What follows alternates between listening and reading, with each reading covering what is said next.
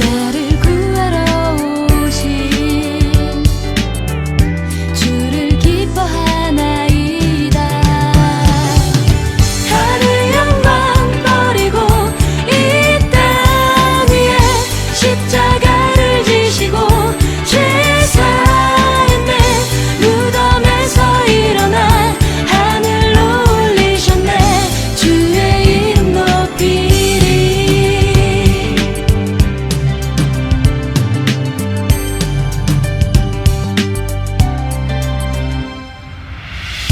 주의 이름 높이며 주를 찬양하나이다. 나를 구하러 오신 주를 기뻐하나이다. 하늘 영광 버리고 이 땅 위에 십자가를 지시고 죄 사했네. 무덤에서 일어나 하늘로 올리셨네. 주의 이름 높이리.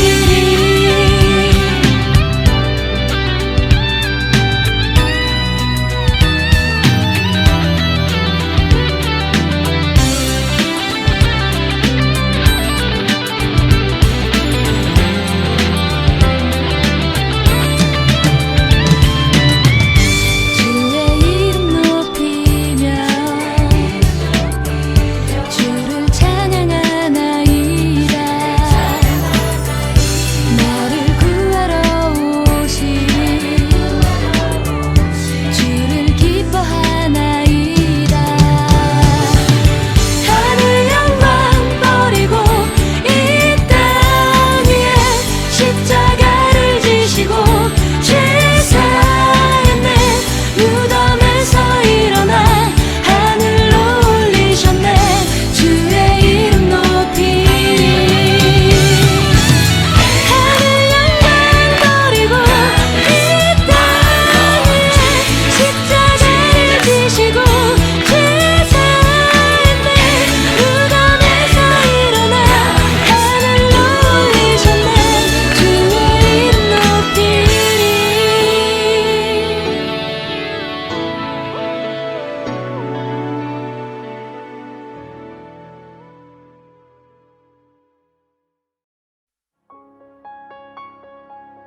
여호와여, 왕이 주의 힘으로 말미암아 기뻐하며 주의 구원으로 말미암아 크게 즐거워하리이다.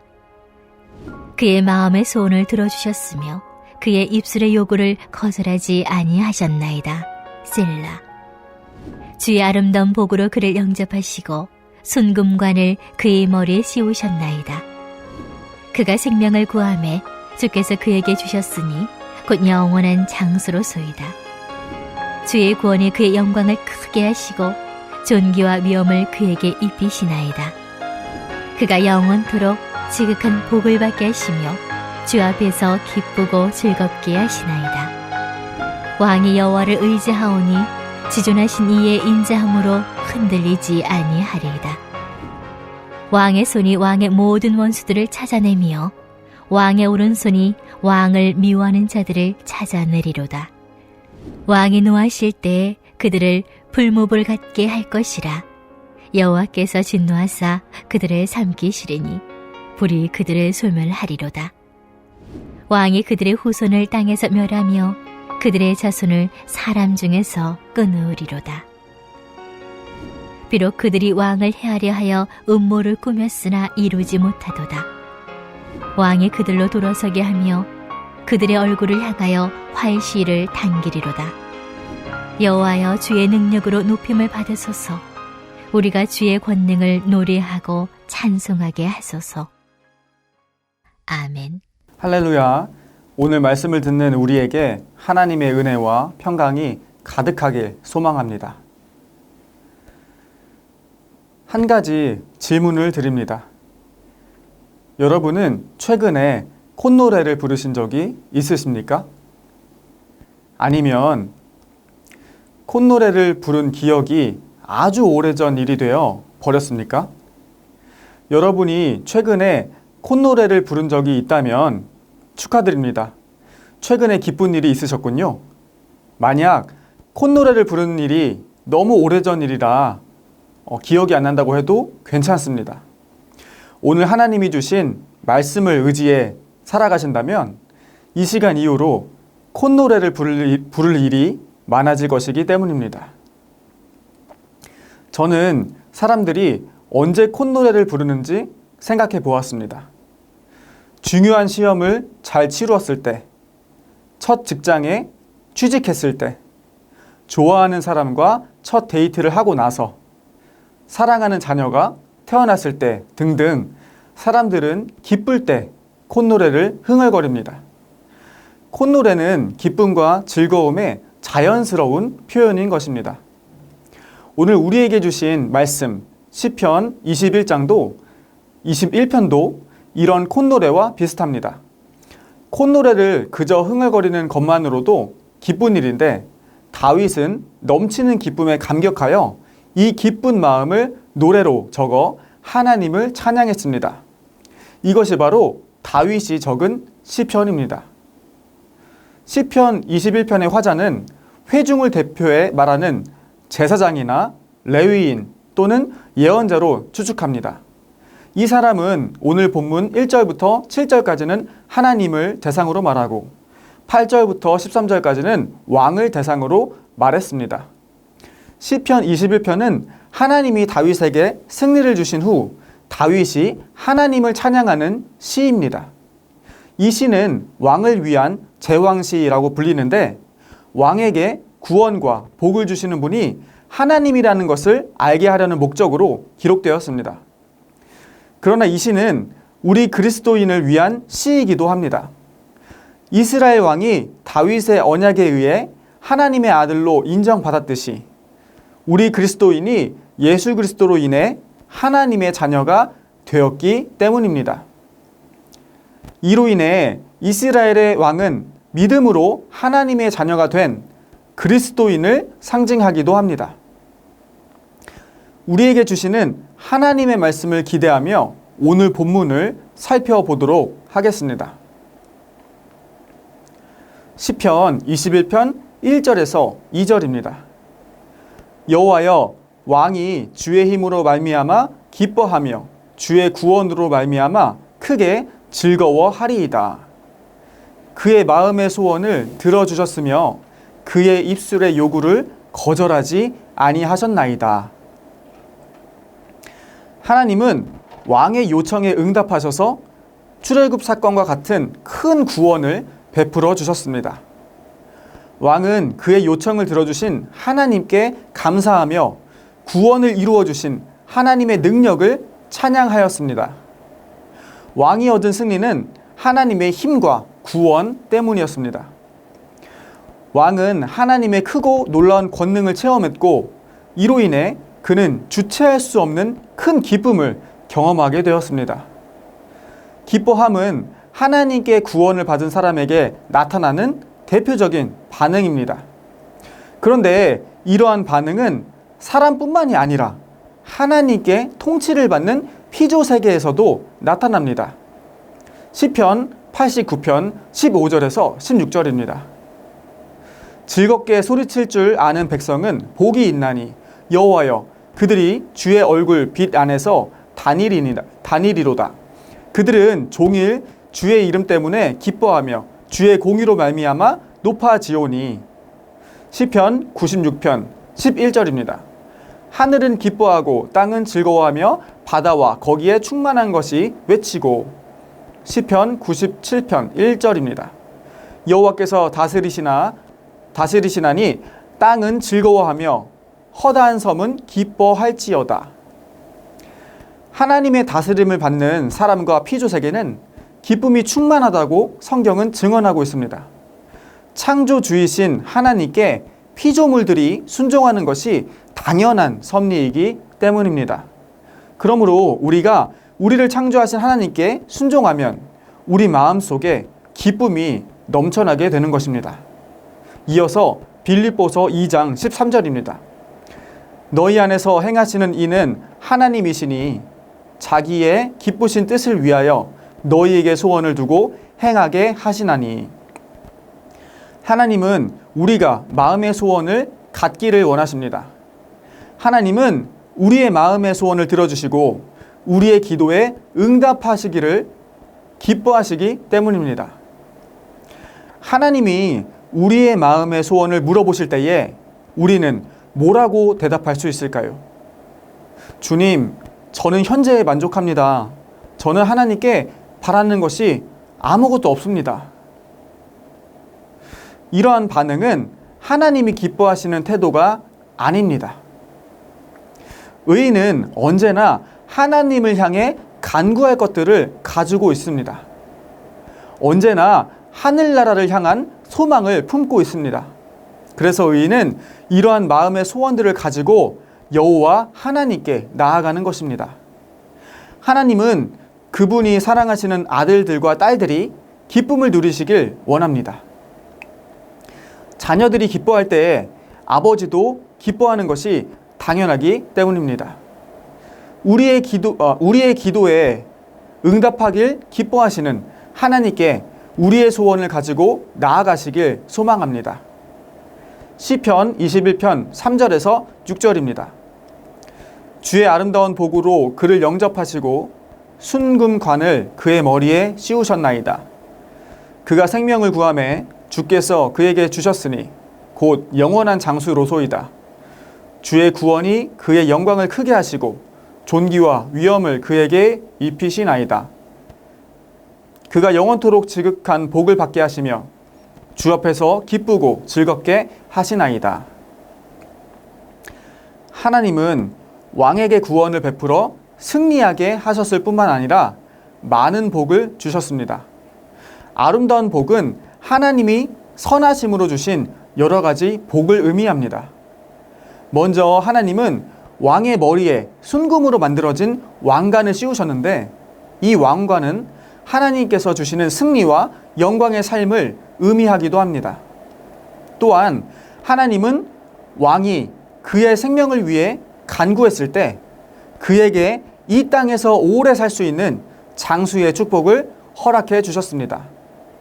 마지막으로 하나님은 왕에게 존귀와 위엄을 주셨는데 이것들은 하나님의 속성을 나타내며 구원의 열매를 상징합니다. 이처럼 하나님은 왕에게 많은 복들을 선물로 주셨고 이로 인해 선물을 받은 하나님의 자녀가 기뻐하며 즐거워하게 만드셨습니다. 하나님은 그의 자녀에게 오실 때에 결코 빈손으로 오지 않으셨습니다. 하나님은 그의 자녀에게 기쁨을 주는 축복의 선물 꾸러미를 잔뜩 가지고 오셨습니다. 이것이 바로 하나님께서 사랑하는 그의 자녀를 향한 마음입니다. 하나님은 그의 자녀인 왕에게 구원과 축복을 주셨습니다. 왕이 하나님께 이렇게 좋은 선물을 받을 수 있었던 비밀은 무엇이었을까요? 시편 21편 7절입니다. 왕이 여호와를 의지하오니 지존하신 이의 인자함으로 흔들리지 아니하리이다. 그 비밀은 하나님과 왕이 서로 언약을 맺은 관계였다는 것입니다. 이 언약에 따라 사람은 하나님을 온전히 신뢰해야 하고 하나님은 이 신뢰에 대해 인자하심으로 응답하셔야 하는 것입니다. 이것은 언약 관계를 맺은 두 당사자가 마땅히 행해야 할 것들이었습니다. 사실 이 언약 관계가 유지되기 위해 중요한 것은 사람의 믿음이었습니다. 하나님은 언제나 변함없이 선하신 분이기 때문입니다. 7절에서 왕이 여호와를 의지한다는 것은 왕이 하나님을 지금 의지하고 있다는 것을 뜻합니다. 그것은 현재 왕의 신앙 상태를 뜻합니다. 만일 왕이 계속해서 여호와를 의지한다면 이 언약 관계는 파괴되지 않을 것입니다. 하나님을 의지하는 의인의 삶의 특징은 무엇일까요? 그것은 흔들리지 않는 삶입니다. 사람이 하나님을 의지할 때 하나님은 사람의 마음을 붙잡아 흔들리지 않게 하십니다. 그래서 하나님을 의지하는 사람은 죄의 길이 아닌 하나님의 뜻을 이루는 길로 갈 수 있게 되는 것입니다. 현재 어떠한 죄나 문제로 인해 삶이 흔들리고 계십니까? 그렇다면 하나님을 의지하십시오. 하나님께서 흔들리는 마음을 잡아주시고 우리가 진정으로 소망하는 길로 친히 인도해 주실 것입니다. 하나님을 의지하는 왕은 하나님의 강력한 능력을 행사하였습니다. 시편 21편 8절부터 10절입니다. 왕의 손이 왕의 모든 원수들을 찾아내며 왕의 오른손이 왕을 미워하는 자들을 찾아내리로다.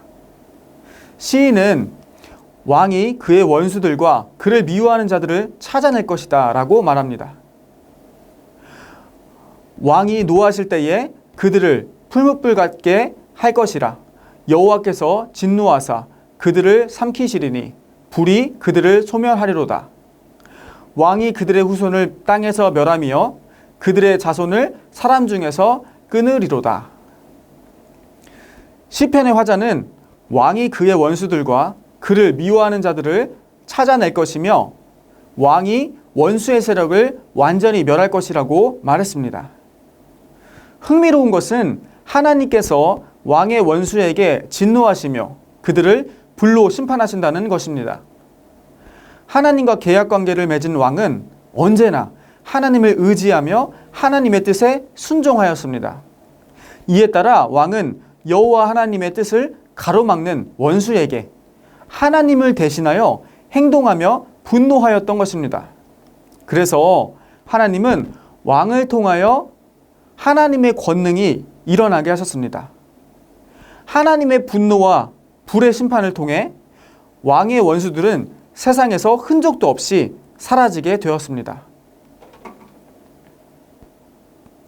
시편 21편 11절에서 12절입니다.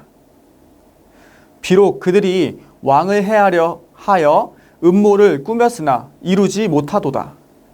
왕이 그들로 돌아서게 하며 그들의 얼굴을 향하여 활시위를 당기리로다.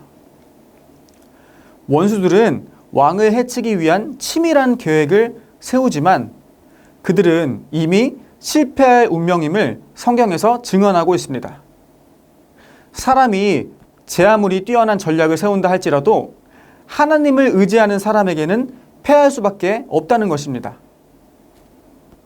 왕의 원수들은 모든 계획이 무용지물이 되자 왕의 공격에 두려워 도망가는 처지가 되었습니다. 하나님은 그를 의지하는 사람에게 확실한 최후의 승리를 약속하셨습니다. 시편 21편 13절입니다. 여호와여 주의 능력으로 높임을 받으소서. 우리가 주의 권능을 노래하고 찬송하게 하소서. 시편의 저자 다윗은 그의 능력과 구원이 되신 하나님의 권능을 높이며 찬양하였습니다. 그는 그의 인생 가운데 수많은 어려움 속에서도 하나님을 의지하였습니다. 다윗은 언제나 어떤 선택을 하기 전에 먼저 하나님의 마음을 살폈습니다. 하나님은 하나님을 온전히 신뢰하는 자에게 구원과 축복, 능력과 승리를 허락해 주셨습니다. 이 세상 누구도 하나님과 함께하는 다윗의 적이 될 수는 없었습니다. 다윗은 하나님의 은혜와 권능을 영원히 찬양하겠다고 다짐하며 이 시편을 마쳤습니다. 오늘 하나님은 시편 21편 제왕시를 통해 우리에게 말씀하십니다. 우리가 하나님의 자녀로서 왕의 신분이 된 그리스도인들이기 때문입니다. 하나님은 우리에게 이미 구원과 승리의 삶을 선물해 주셨습니다. 이러한 놀라운 축복을 받은 우리는 다윗과 같이 하나님의 권능을 찬양하는 것이 마땅합니다. 우리가 찬양해야 할 하나님의 권능은 무엇일까요? 마태복음 9장 1절부터 8절까지입니다. 예수께서 배에 오르사 건너가 본 동네에 이르시니 침상에 누운 중풍병자를 사람들이 데리고 오거늘 예수께서 그들의 믿음을 보시고 중풍병자에게 이르시되 작은 자야 안심하라. 내 죄 사함을 받았느니라. 어떤 서기관들은 속으로 이르되 이 사람이 신성을 모독하도다. 예수께서 그 생각을 아시고 이르시되 너희가 어찌하여 마음에 악한 생각을 하느냐. 내 죄 사함을 받았느니라 하는 말과 일어나 걸어가라 하는 말 중에 어느 것이 쉽겠느냐. 그러나 인자가 세상에서 죄를 사하는 권능이 있는 줄을 너희로 알게 하려 하노라 하시고 중풍병자에게 말씀하시되 일어나 내 침상을 가지고 집으로 가라 하시니 그가 일어나 집으로 돌아가거늘 무리가 보고 두려워하며 이런 권능을 사람에게 주신 하나님께 영광을 돌리니라. 위 본문은 예수님이 하나님의 권능으로 중풍병자를 고친 기적에 대한 이야기입니다. 시편 21편 13절에 나타난 권능은 히브리어 게부라이며 힘과 지배를 의미합니다. 마태복음 9장 8절에 나타난 권능은 헬라어 엑수시아이며 마찬가지로 힘과 지배를 의미합니다. 그런데 마태복음의 권능은 시편의 권능과는 다른 의미를 가지고 있습니다. 그것은 특별한 권리입니다. 다윗에게 나타나신 하나님은 이미 하나님 자신이기 때문에 특별한 권리를 드러낼 필요가 없었습니다. 그러나 우리와 같은 육신으로 이 땅에 오신 예수님은 하나님의 독생자로서 특별한 권리를 사람들에게 알리셔야 했습니다. 이 특별한 권리가 있어야 사람들이 예수님을 하나님이 사람들에게 보내신 구원자라고 알 수 있었기 때문입니다. 예수님은 우리 그리스도인들의 본이 되시기 위해 그분 자신이 하나님과 같은 분임에도 불구하고 언제나 하나님의 뜻을 먼저 구했습니다. 하나님은 그분의 영광으로 오신 예수님의 기도에 친히 응답하셔서 예수님이 하나님의 권능을 드러낼 수 있도록 특별한 권리를 주셨습니다. 예수님이 중풍병자를 고치신 사건은 예수님의 특권 중 일부를 보여줄 뿐이었습니다. 예수님의 특권의 핵심은 죄인들의 죄를 사하시는 것입니다. 하나님의 독생자이신 예수 그리스도 이외에는 아무도 이 특권을 가지고 있지 않습니다. 하나님은 놀라운 권능을 예수 그리스도의 희생으로 나타났으며 그 결과는 우리를 사망의 저주에서 구원해내는 영원한 사랑으로 나타났습니다. 우리는 하나님의 권능으로 나타나신 예수 그리스도의 은혜를 찬양해야 합니다. 우리는 우리의 구원자이신 예수 그리스도의 사랑을 찬양해야 합니다. 우리는 예수 그리스도의 놀라운 사랑을 이웃에게 전하여 죽어가고 있는 영혼을 살려야 합니다. 이것이 오늘 우리에게 주신 하나님의 말씀입니다. 우리 함께 이 시간 기도하기 원합니다. 첫째로 오늘 나눈 시편 21편의 말씀처럼 우리를 자녀 삼아 주신 하나님의 권능을 찬양하길 원합니다. 또한 코로나 상황 속에서 어려움을 겪고 계신 해외 선교사님들과 국내 농촌 목회자분들의 영육 간의 강건함과 회복을 위해 기도하시겠습니다.